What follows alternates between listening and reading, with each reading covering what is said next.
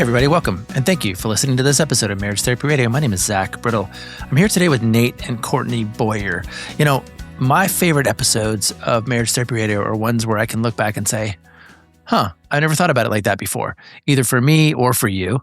And then also that there's some kind of practical tip that I can take away. Those are always two things that I hope happen in any episode. And, you know, that happened for me here. I was talking to Nate and Courtney, enjoying picking their brains, and then just kind of learning about a brand new way of being in a relationship. There's a plot twist about 10 minutes into this episode that I think you'll enjoy. Courtney's got a book coming out that I think you should check out. She'll tell you all about it here. Also, here's a quick reminder to please support Marriage Therapy Radio in all the ways that you know how. You can leave a review at Apple or Spotify. You can follow us on Instagram at Marriage Therapy Radio. You can become part of our Patreon community. You can follow my blog, which is called Stuff I Write. It's a Substack that we're trying to grow over the next year ahead of my book launch, which is coming out next year. And I'm going to be telling you more about that in the coming weeks.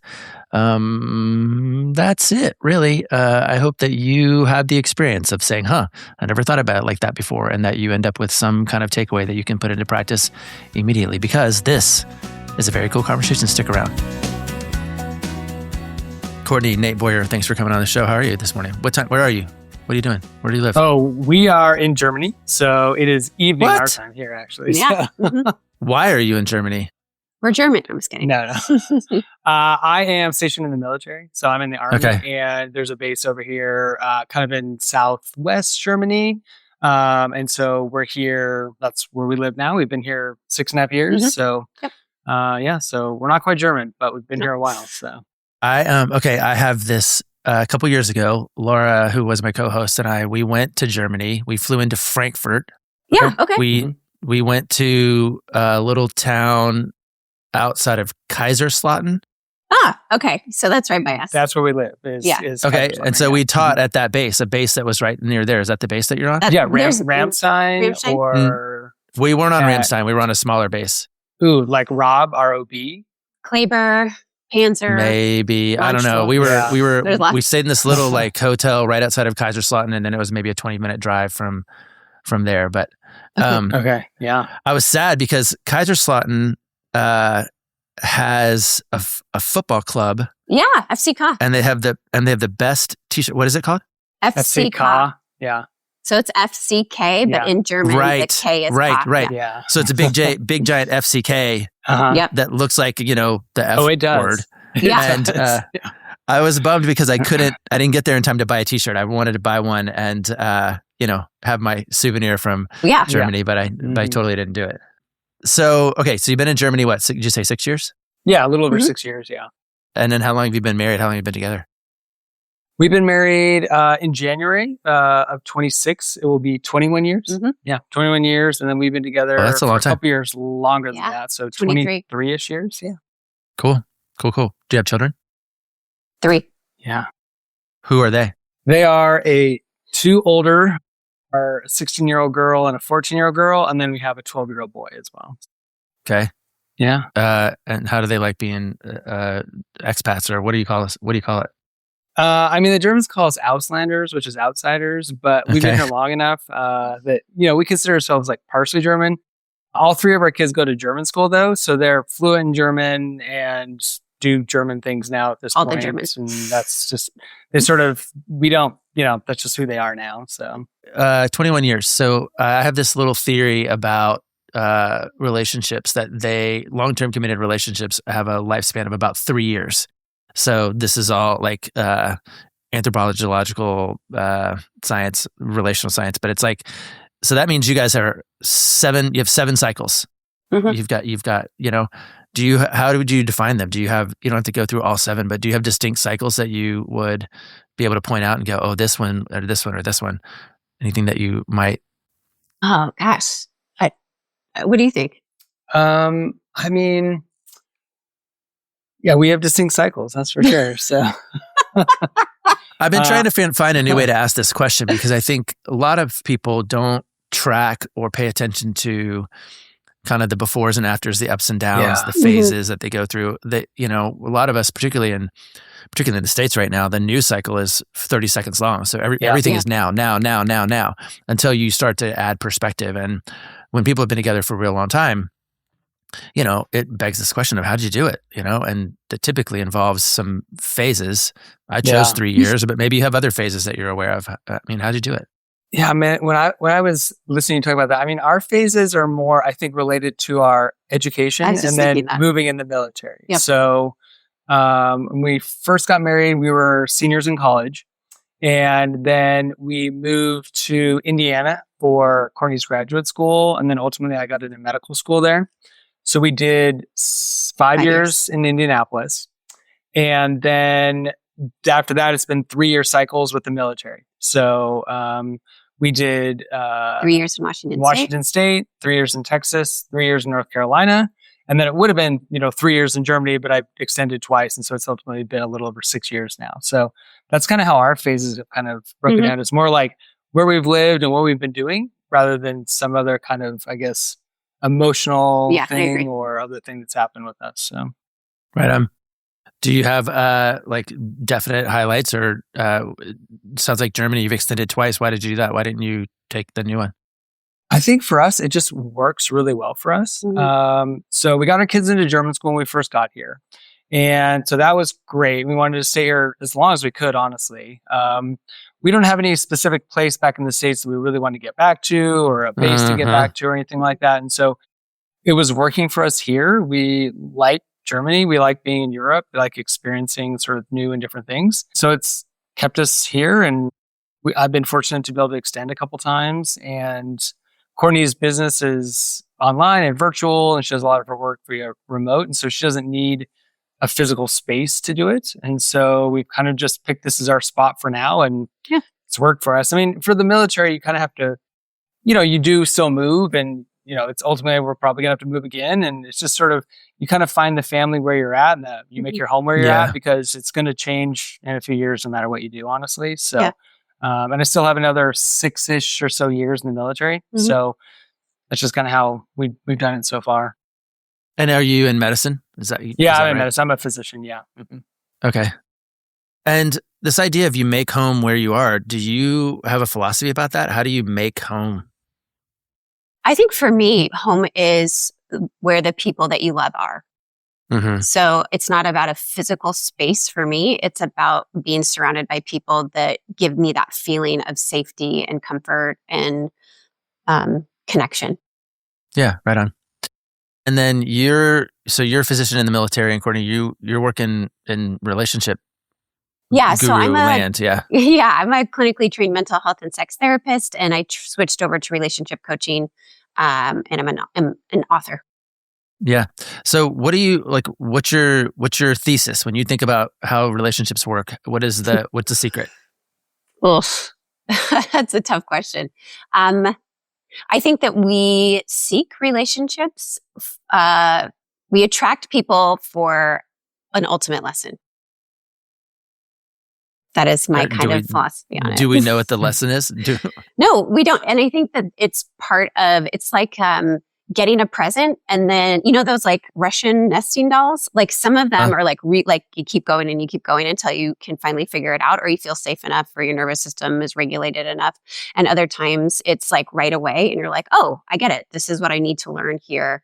And so a lot of times we are in these relationships to help us heal or to help us learn something. And a lot of us don't learn them. And so we keep attracting those same relationships or we find ourselves stuck in these same cycles. Right on. So has that been true for you guys? Did you find yourselves stuck in the same cycles? Yeah. Yeah. What do you know about those? I'll let you start. I would say the cycle for me was, I grew up very religiously. And so it was support your husband, your dreams get pushed to the side, be a superstar mom, superstar wife, and then that will fulfill you. And that should be enough for you. And so that cycle for me was like constantly chasing the next milestone for my kids, the milestone for Nate, always like upping and like suppressing my needs and desires. Yeah. And then I'd get angry, And then I'd get angry and frustrated and resentful and then push it back down because he would, get upset that I was pushing back and he didn't like that. And so then I would retreat and acquiesce and then continue, over. Start all over. Yeah. I think for me, it was, because when you're in the military and you're in medicine, and primarily medicine, there's always kind of a next thing. You always have to continue to grow and achieve and do better and like succeed and grow in whatever you're doing. So first you're an intern, then you're a resident, then for me, I did a fellowship, so I did extra training. So then you're a fellow, then you're a staff physician, then you're the leader of the clinic. Then you have to take boards. Then you have to take all these like tests and you have to do really well, or you can't get to the place or the job you want. And then then you're supposed to be the chief of medicine, and then you're supposed to run the clinic or the hospital. And then there's always like steps. So it's almost never ending. It's like even if you're doing great and you're in this sort of like what most people consider like an amazing position, it's never quite good enough. And so you're always kind of trying for the next thing and not realizing that either one, you've achieved what you set out to do. And so it's okay to just be happy in the moment, or to always have this comparison mindset where it's just never enough. It's never good enough. It's always this revolving door of like having to succeed and do better and be the best and things like that while life passes you by. Yeah. And, while your family grows up around you, your kids grow up, your wife grows up, like it changes. And you don't realize it sometimes until it's either too late or until you're sort of stuck in what you're doing. And you have to shake the world up a little bit to get out of that kind of rut or that cycle. So I don't think I've ever heard anybody say it like that before, but I'm lingering on this thing that you said, which is this idea that maybe you've actually achieved what you set out to do and it's okay just to be happy. That is, I think for me, that was a huge awakening. And I think we've talked about this where in a lot of professions or like high achieving professions, you set out to be the lawyer, the doctor, the engineer, the owner of the whatever business, and you get there and then all of a sudden you don't know what to do with yourself because you've spent 15, 20 years going after this thing and sort of like hyperdrive with your nervous system and like always pushing. And then all of a sudden you get there and sort of either there's no more ceiling to reach up to, or you're just kind of like flat because all of a sudden all that energy, all that effort, all that momentum just sort of stops because you're there. And then a lot of people, at least in my profession, I feel like don't know what to do with themselves. They're sort of like, well, what do I do now? I've spent 20 years trying to get to this goal. All of a sudden I'm there and I realize I'm in my early to mid 40s. Now what? And I have another 30 years to do what? And it's terrifying, I think, honestly. Or it can be. So. Yeah, I've got a lot of people come in. It's interesting that you talk about even early to mid 40s, but like these kind of post-parenting couples who come in and they're asking, well, I don't know, what do we do? The same thing you just said. And I think it's the right question. But somehow I want to figure out how to get people to ask, okay, like more like this. Okay, well, now what do we do? Yeah. What can we do now that we have this opportunity and this freedom and this, perspective even? So how are you guys taking advantage of that? Because I know that there's a plot twist coming up here real soon, right? There is, yeah. I mean, for us, yeah. Okay. Sorry. Well, I mean, we might as well cut to the chase. I mean, you've looked at the situation, you've followed your own path, and you decided to make some choices about how to navigate this next phase. Is it fair to call it the next phase or the current phase? Like, yeah, I think that's a great way to put it. And for us, it was about 3 years ago. Ironically, it was, 3 years. Okay. Time frame. So. Well, yeah, almost 4. Yeah. Okay. All right. So tell me the story. So almost 4 years ago, at our anniversary dinner, I asked Nate for an open marriage, and it did not go well. He was not on board with that. And then we spent the next 6 months having discussions and researching and arguing and discussing, and then finally agreed that he would stay monogamous and I would be non-monogamous. Okay. So I want to go back though to, what'd you say, 4 months? 4 months ago, like you had 4 years ago. You asked, no, I know it was 4 years ago, but then you asked him, and then you spent the next X number of months. What was it? Yeah. 6 months. 6. Okay, so I want to go back 6 months to this anniversary dinner, recognizing what you already said about you kind of came up in this religious community. You had bought into the sort of identity rhetoric around what a wife was supposed to be and how this did. How did you arrive at this invitation, this ask? Right. This awareness that you wanted something other, and it was to open this thing up. Like, how did you get there? Yeah. So being I was exposed to non-traditional relationships in graduate school like 15 years before that. So I was familiar with non-monogamy, polyamory, but was never drawn to it because of my religion and my upbringing and stuff. And really was like, I'm going to be an all-star mom, going to do all the things. And, you know, when you're married to somebody, I would joke and say, oh, Nate's married to medicine and I'm his mistress. And that was really how our marriage was. Like he 100% put all of his time, energy, efforts. And I was like, I got the breadcrumbs. And I was fine with that because I thought that's fine. That's fine. You just do it and you smile and you're happy and all the things, until I just was dying inside and just felt so like invisible, and like he just wasn't able to meet my emotional or sexual needs. And so I said to myself, okay, how can I keep my family together? And I was tired of asking him to go to therapy. I was tired of seeing the books on the shelf that I had bought for him. And he just wasn't motivated. He was like, no, I don't want to change. Like, I don't see the problem. And I said, okay, until I finally couldn't say okay anymore and said, oh, this is the solution. Nothing has to change between us.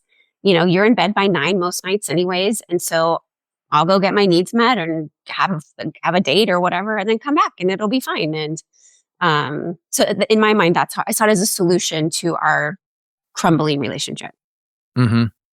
So Nate, you're sitting there. What anniversary is it? 20th? It's our 16th, 17th anniversary. Yep. So you're sitting there on your 17th anniversary and you get this question. What goes through your head? Like, what happens? Yeah, I mean, the first thing she asked me was, do you want to have a threesome? Yeah, that was the first question. Okay. To sort of like, I guess, break the ice. I don't even know where to like. Nate, do you also have this like religious background? Do you have the same origin story, or do you coming out of the same kind of faith posture, or no? I have a Christian background, I would say. Nowhere near as strong. Like Courtney was in Christian school. Yeah. Through high school, through college. We went to a Presbyterian college together, obviously. And it wasn't like you didn't have to sign a faith contract or anything like that, but it was religious in general. So I was sort of religious, and Christian would be sort of my denomination. But it was nowhere near as strict. It was nothing like that. And I had fairly, I guess, sort of politically kind of middle ground, fair parents, and grew up kind of in this take care of others and kind of do unto others as you wanted to yourself, and more of kind of the golden rule, like a moral sort of foundation, rather than like a strictly fundamental or religious background. So not the same, not the same. So Okay, so you're sitting there, and she says, she says, you want to have a threesome, and did you want to have a threesome? Like, what did you? No, I don't. No. Like, I mean, I didn't either, to be honest. Yeah. Okay. Yeah. I like, you know, since then we've examined this, but I am just monogamous. That's who I am and what I am.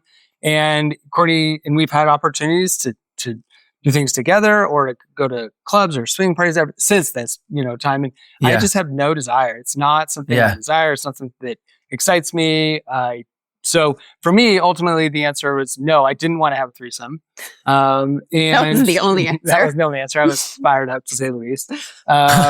And because for me, as Courtney has said, like, I thought everything was great or like fine, you know, like it was working for you. It was working for me. 100%. Exactly. It was 100% in my favor working for me. So why change it if it's working? Yeah. Yeah.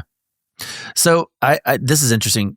I have this story that I tell about my love of dogs, which does not exist. I don't have any affinity for dogs in any way. And I'm not anti-dog, but I don't have the gene. Like, I just don't have the dog gene. Yeah. When you talk about you and monogamy, does it feel like it's just the gene? It's just the gene that I have. I don't have the exploratory gene or the sexually ambiguous gene or the polyamory gene. Is that the way you think of it, or do you feel like it's closer to a choice that you've been conditioned to live into?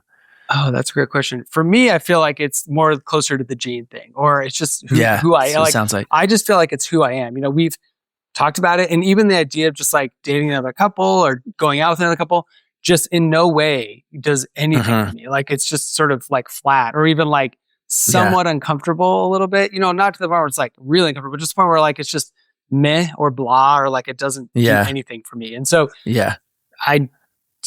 that's who I am. I think that's who I am sort of at my core, rather than some sort of social conditioning or cultural conditioning or anything like that. So, yeah.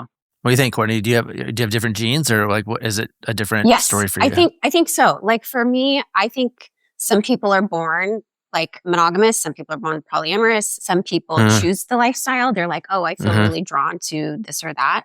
Looking back now, I see pops of polyamory in like that desire in my life, but it was so repressed that it was not possible to explore or tap into.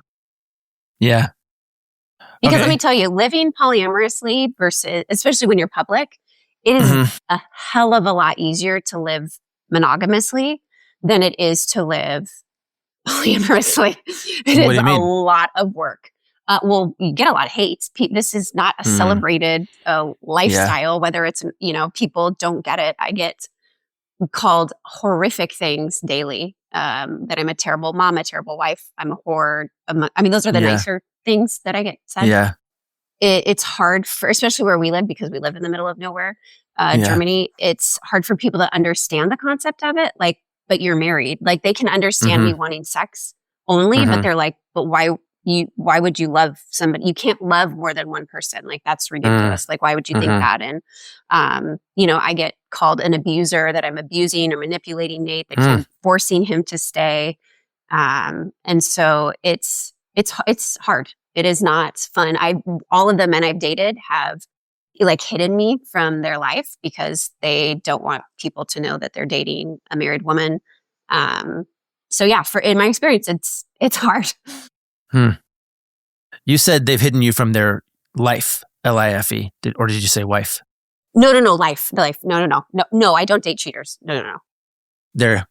Yeah, man, number one, I'm really sorry that that's your experience. Like, I think it's a shame that we live in a world where we can somehow let people know what we think, even if it's hateful. Like, I don't understand how that is okay. So I'm really sorry that that's your lived experience.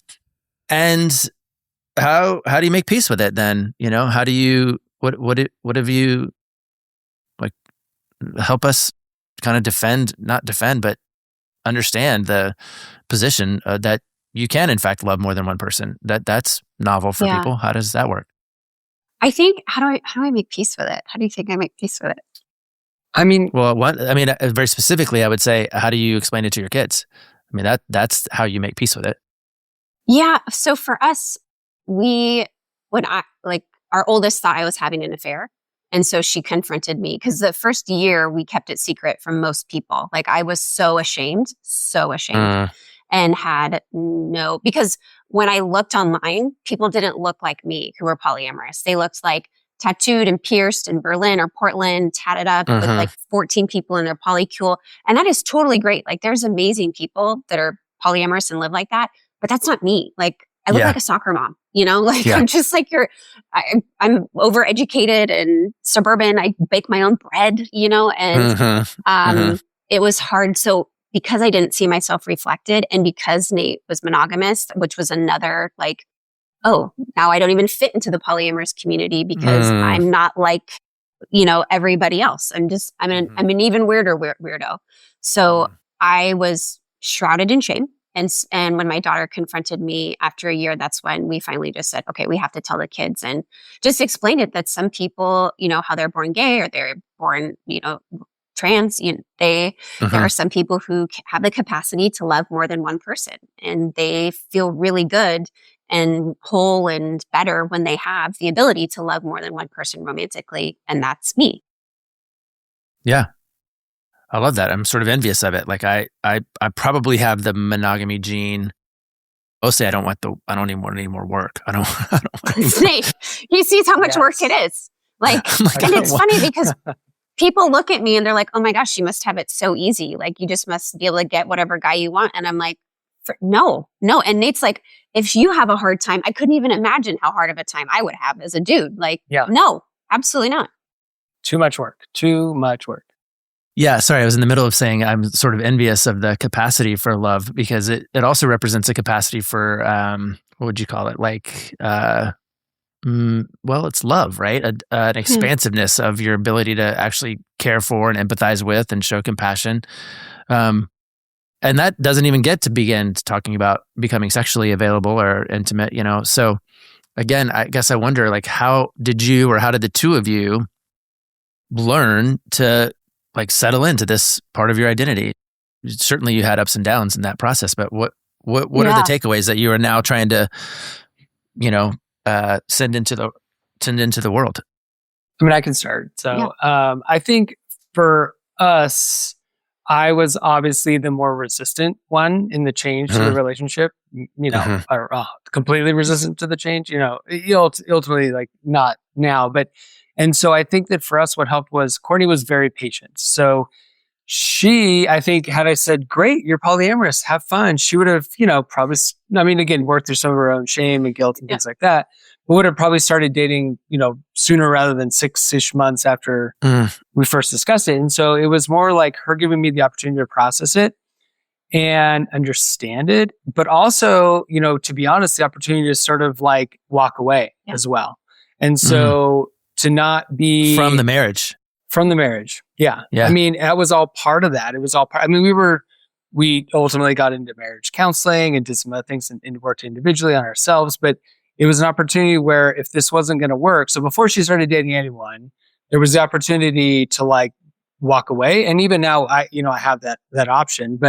And so we worked on both our own relationship, but also gave me time to kind of figure out whether this is something I could be part of and to understand it, and then sort of move into dating, which she, again, also did very slowly and very respectfully.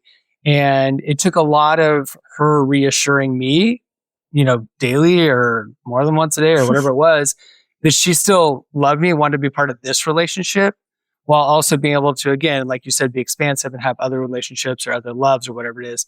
But that the core and sort of the foundation of her life was just still us, me, and our family. And that was what I think ultimately like allowed me to be, in a position where I could say, okay, let's try this. Let's try you dating and then kind of see how it goes. Because she gave me so much support and sort of love and patience to be able to figure it out on my own. It never forced me to do anything or choose to do something I didn't want to or was uncomfortable with. And so that's kind of, I think, how we started. So I think that's what allowed me to sort of at the beginning to be like, okay, let's give this a try. So yeah. And I told him, I said, hey, I get if you don't want to be married to a polyamorous person. Like I would not fault you for that. If we need to solve this, I understand. And he said, yeah, no, let's try to work it out. But you were clear that you were polyamorous and that was going to be the thing that you did, or rather that you were going to expand beyond the relationship. And if that meant the end of the relationship, that was like you were willing to have that consequence versus going back into the repression. And I don't know if that's the right word, but like going back into like just sort of the singularity or the monogamy. You were like, I'm retired from monogamy. Yeah. Yeah. And sometimes when we would argue, I would threaten to be like, fine, you want a monogamous wife? I like delete the app and, whatever. And I would like a light would like shut off in me. And I think that he would see that and be like, I don't want a shell of you just because great, you're here and you're not dating anybody else. But like that, he could see the stark difference between me pre and post, polyamory. Yeah. So do you date like do you just go on dates, or do you like have a boyfriend for like a season, or do you have like how does that even how does it work? That's a great question. So I'm not dating anybody now, Zach. If you know of anybody, I do know of some people, but that would be interested in dating a married mom of 3. That would be wonderful. Honestly, I could go on a whole thing right now, but I'm. Yeah. So this is something we've been discussing. So for the first 3 years, would you say that the goal was I just wanted one other partner besides my husband? Like it was, I wanted like a long-term boyfriend, and I had that a couple of times, not more than a few months. I think 4 months was my longest relationship. So, and it's because it's again hard to get people. Yeah. I've never dated a polyamorous man before because they are hard to find here. And so the monogamous men think that they can date a poly woman, and then they fall in love, and then they're like, oh shit, sorry. What about your husband? Yeah. Or they're like, well, I can't be monogamous. What am I? It's like it doesn't compute in their brain, but they couldn't figure that out before we started dating. So Yeah. I mean, I've been on several maybe 2 second dates, a couple of second dates this year for the most part, but no, I haven't had been in a relationship this year. I also kind of did take a step back from dating to work on my book and to figure out why I kept repeating a lot of the patterns, attracting emotionally unavailable men who don't want to commit. So Yeah. That's intriguing too. This idea that like you're polyamorous, but you like not practicing. Maybe you are practicing, but you have the freedom to date and the capacity, but you're not actually doing it. Does that soothe or satiate the impulse, the desire, I don't know. What are your thoughts, Nate? I don't think so. So, I mean, to be honest, like she is so much better when she's dating or in a good, place that she's dating. Yeah. So just everything about her is like elevated. So when I have another partner, when she has another partner, it's her how loving she is and how attentive and emotional and fulfilled, and she's, more, I guess, like sexual. I mean, just all the things about her are elevated and I would say improved. Yeah. Maybe not quite the right word, but elevated for sure when she's dating somebody. And so she has done a few second dates and, when she's talking to somebody and it's kind of going well, like she's doing better. But I would say there's been some lulls. And again, some of it was just being busy with other outside factors, but she is better when she is at least talking with people or dating people, I would say. So yes. Yeah. Are you guys having more sex? 100% yes. Yeah. And it's better. Insane. Yeah. Yeah. Yeah. A lot better. Okay. A lot more. Yeah. How do you how connect those dots for me? Like that would seem like it, like on balance. Right. It's counterintuitive. If you're outsourcing it, how does it come back in? Like, how does that work? I would say the erotic energy that I get, it's like palpable. Yeah. So it like overflows, and knowing that like my husband trusts me and loves me enough to be like, I trust you to go and do what you need to do is one of the hottest. Like it's just so erotic and arousing to me, so that when I come back, I'm so charged and so excited and so like, and I love him more. Like it's really weird to explain. And polyamorous people get it. But it's funny because people are like, oh, your husband must be a terrible lover. You must never have, you're denying him. And I was like, oh, sweetie, if you only knew how much sex we have. Yeah. I mean, again, it's one of those sort of hidden benefits. I understand that a lot of people have already become clear about what they think before they even investigate a thing. And so one of the things that's been really interesting for me in the last couple of years is just, I live in Seattle. So the idea that, polyamory is like, it's every third couple. I mean, it's not, it's not every third couple, but it's not a shocking thing in the region anyway.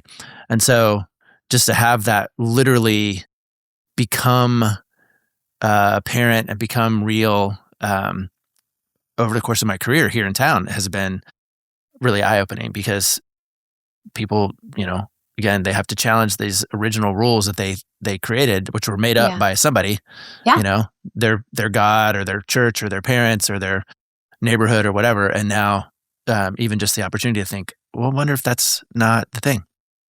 Yeah, absolutely. I don't think I knew that. You're from here? So I grew up in Maple Valley. My parents lived in Kent. I went to school in Auburn.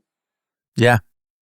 Well, if you're back in town, I hook you up. I got a guy who's one of my best friends, and he's doing the whole thing. And every time I sit down with him, I'm like, man, that sounds like so much work. Like I'm not, I just can't. It is. And people ask me, they're like, is the juice worth the squeeze? And that's something I've been struggling with, I think, like on our social media, because I get so much hate from there. Yeah, and sometimes I'm like, this is not worth it. Like I'm not even going on dates, because people are like, oh, you're banging a different guy every weekend. You're such a slut. Yeah. And I'm like, I've literally gotten coffee with one guy in like 2 months, like come on, people.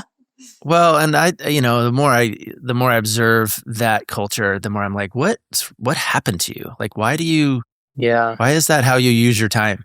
Like making other people feel sad on the internet. That's such a weird hobby. But well, that's wild. I'm sure we have plenty to learn. I'm sure the world has plenty to learn from folks like you that are just thinking outside of the normal paradigm that they were handed down or that they inherited. Tell me a little bit about your book and how we can, if you're interested in learning more about you and your journey, what are we looking for? Yeah. So Nate was actually the one who encouraged me to write it. He was, I'd come back from some of these dates and he was like, you should write that down. Like you should like really chronicle this, this expansion, this growth, this evolution. And so I did. And it was really traumatic to do, but it's basically my journey from purity culture to polyamory. But it's so much more than just, it's not a guide on how to open your marriage. Yep. It's really a revelation and an exploration of what it means to ask, is this all there is? And to question what the world has told us about what being a mom and a wife and a woman, what we're allowed to want. And grappling with this idea of desire and identity. And so, yeah, I'm really, really proud of it. And it is available for pre-order now and then releases in February. So, what date? 17th. February 17th. Okay. So it's a Valentine's Day book if you want to. Yeah, exactly. And it is. It's really about me coming home to myself and freeing myself from societal expectations and religious dogma and all the things. Yeah. Nate, what do you think? What do you have? What words of wisdom do you have for folks that are skeptical or who are not into it, or like they're prone to dismiss the two of you or me or this episode just because of the title? Like, what do you have to say to those folks? Yeah, I mean, I would say in general, well, I'll start with saying all the mean comments that Courtney gets, I get a lot of the opposite. They're like, he's the hero. You're like, buddy. oh, you're either like the greatest, or like, I feel so sorry for you. Like, you're such a, you're either like a great husband, you support your wife, or like, do you want us to save you? Blink twice, like, kind of stuff. So, okay, so I'll just leave that. Yeah, I appreciate that. Thank you. I'm sure you do. Yeah. What I would say is, I think that through this, I mean, I personally have grown, just to understand that like not everybody's a monogamous type relationship. And so, but really, I think the key is that, and I think Courtney puts this in some of her comments and posts, that a couple of things. So one, like, we are free to live the lives we want, and that all of us, some people it's harder than others, and I understand that, but we only get a short amount of, life on this earth. And I see this in medicine, I see this in, other places, that we should sort of live it how we want and be who we are.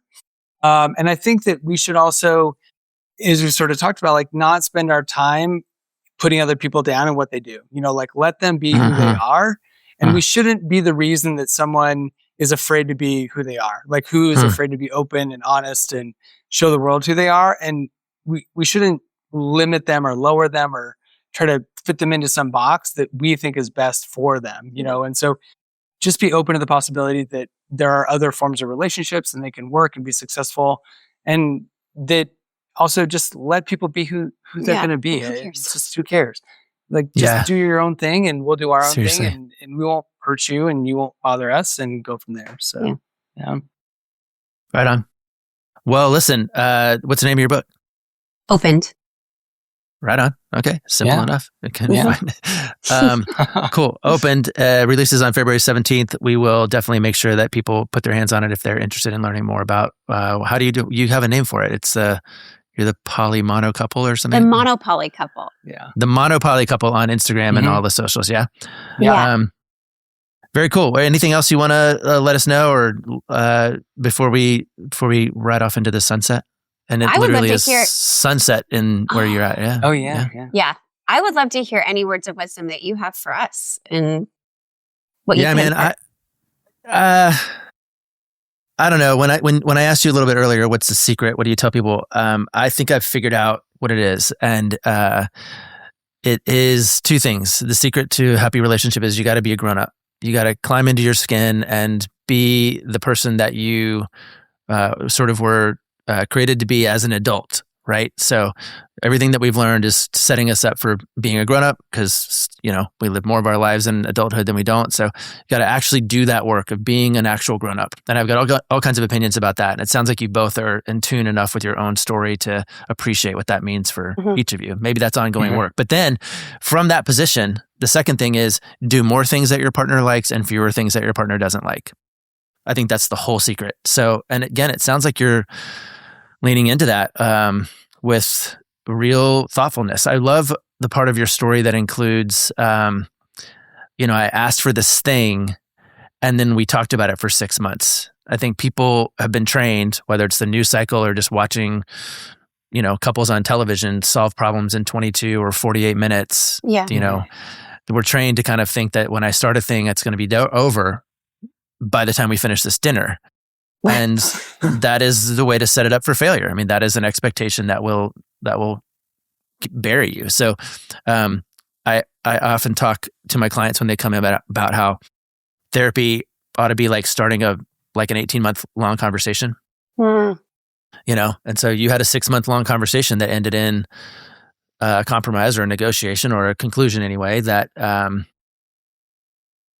you'll probably renegotiate again and again, and if you can do that as adults, you'll be okay. And if you do it as, children and traumatized human beings, and it'll be harder. So I don't know if that quite counts as wisdom for you. It's been fun to watch the two of you actually work it out a little bit here. So I'm grateful for your story and grateful to share it with the world, and hope that, I hope you let me know if you're in Seattle, because his brother lives there. So for sure, right we've got connections. So for sure. Definitely we'll reach out. Yeah. Right on. Well, cool. Opened February 17th. Thanks so much for coming on, and we'll talk to you again. Yeah. Thank you. Bye. Thanks so much to Nate and Courtney Boyer. I really enjoyed picking your brains and learning a little bit about what it's like for the two of you to make your marriage work, especially as two people who are wired just really differently. I enjoyed hearing about Nate's experience of and commitment to monogamy and Courtney's exploration of polyamory and just how that works for the two of them. Check out Courtney's book. It's on sale soon. I don't think it's on sale as the release of this episode, but it will be shortly. Next week's episode, I am very excited about. I cannot wait to share it with you. It's been one of my kind of dream interviews for a while, and you'll get to see that next week. For now, I will thank you for the time and attention you're putting into making your relationship better today than it was yesterday.